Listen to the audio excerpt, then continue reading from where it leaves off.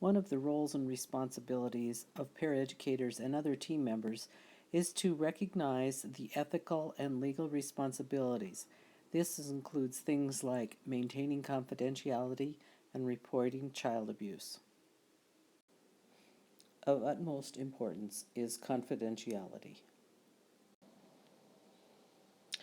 As a part of the educational team providing services to students, paraeducators may have access to private information about students and their families, including results of formal and informal assessments, records of students' behavior in educational settings, performance level and academic progress, family relationships and other personal matters, and family income or economic status.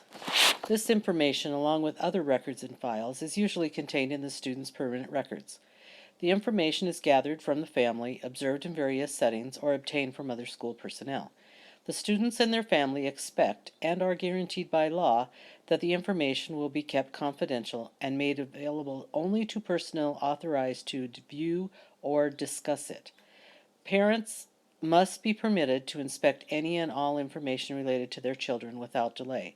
Parents may have a representative, such as an attorney, inspect the records. School officials, including teachers, administrators, and paraeducators, who have a legitimate educational interest, may access educational records.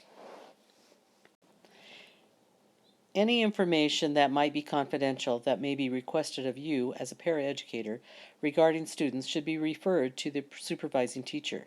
As such, teachers may disclose directory information such as name, address, telephone number, and date of place of birth. However, the information that is given may or may not be harmful to the students and should be scrutinized for the effect it will have.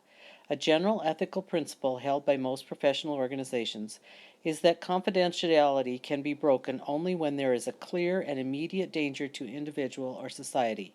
As a paraeducator, you should not be put in a position to make these types of decisions. And if the situation of this type arises, inform your supervising teacher.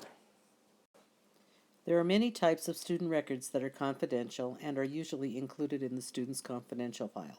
These include things like transcripts, video and audio tapes of students, medical records, family information, assessment results, reports from juvenile court or social service agencies, behavior programming issues, IEP and case study information, correspondence concerning the student, and language proficiency classification.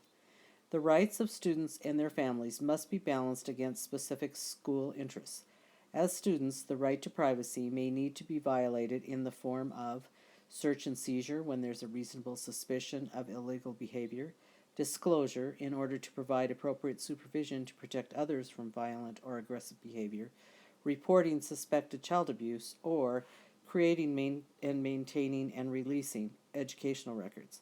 To avoid infringing on privacy rights, it's imperative that reports, statements, and records that your setting creates are only as required and permitted by your school district.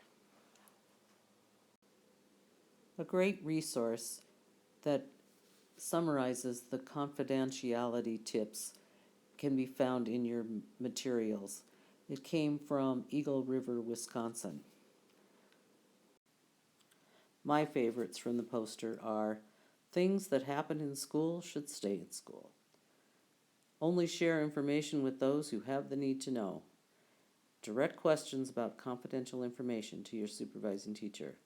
And finally, treat confidential information as if your job depends on it. It may. Download this poster, put it somewhere that'll help you remember these important concepts of confidentiality.